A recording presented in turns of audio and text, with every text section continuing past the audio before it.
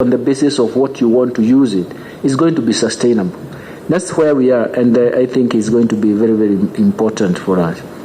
And of course, the pending bills, in the end, it is a contingent liability, and so it means it has to be paid.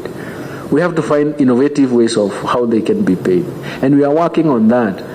You know, the way this administration is formed is that there is an economic advisory council.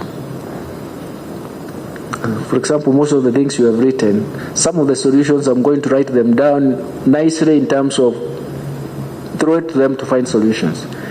Then once they realize this is the best solutions we discuss, they throw it back for us to implement.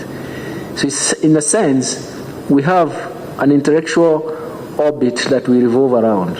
So essentially, all these all these questions that come up, we still know that we are going to describe them very well and ask questions. How do we go about this? And that is the most important thing, that the policies that we formulate and implement are well informed.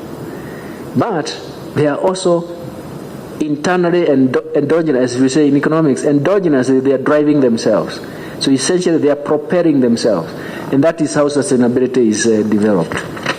A few questions. Equalization fund, I think my friend Albert here, exchange remittances, we are looking for solutions, because what is happening right now, because of supply constraints, both in terms of supply of oil and even forex, we have to look for solutions, and we are looking for solutions that are going to be sustainable. Then release the pressure on the exchange rate. Every month, oil marketers hunting for that. So we are looking for how to help out that. Electricity price, I'm sure, Mr. Chairman, I know what it means. I know myself. Kenya is one of the most gifted countries in renewable energy. And most of us here, you raise your hands, you say, you have a solar to heat water? It will be yes, isn't it? You have a solar even to light the house, isn't it? And so many things. Some farmers will have even biogas. You have renewable energy every corner.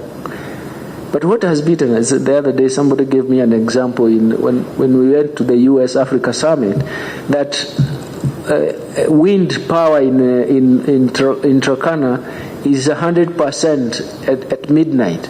But who is using power around that time? Very little, isn't it? So the solution will be storage. And once we crack that, we will solve even the cost of KPLC electricity.